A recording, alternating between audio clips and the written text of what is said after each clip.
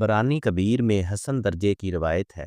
رسول صلی اللہ علیہ وسلم نے فرمایا، روئے زمین کا بہترین پانی زمزم کا پانی ہے، اس میں کھانے کا کھانا بھی ہے اور بیماری سے شفا بھی۔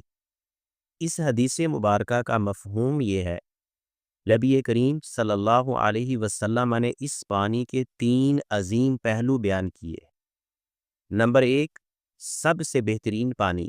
نمبر 2، یہ کھانے کا بدل ہے۔ نمبر 3، بیماریوں سے شفا ہے۔ زمزم صرف ایک قدرتی پانی نہیں بلکہ روحانی برکت والا پانی ہے۔ اس کی تاثیر ایمان، نیت اور یقین سے جڑی ہے۔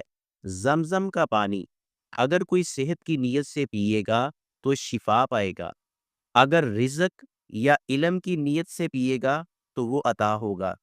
یہ پانی کسی بیکٹیریا یا وائرس سے پاک ہے، جسم کی تیزابیت کم کرتا ہے، معدے اور جگر کے لیے بہت مفید ہے، جسم کے خلیوں کو ریچارج کرتا ہے، تھکاوٹ اور کمزوری ختم کرتا ہے۔ بہت سارے لوگ جو جادو جنات، موذی امراض اور کینسر جیسی خطرناک بیماری میں مبتلا تھے، آب زمزم کی برکت سے صحت یاب ہو گئے۔ اس کا طریقہ استعمال یہ ہے، آب زمزم پر 7 مرتبہ سورۃ الفاتحہ اور 7 مرتبہ درود ابراہیم پڑھ کر دم کر کے پئیں۔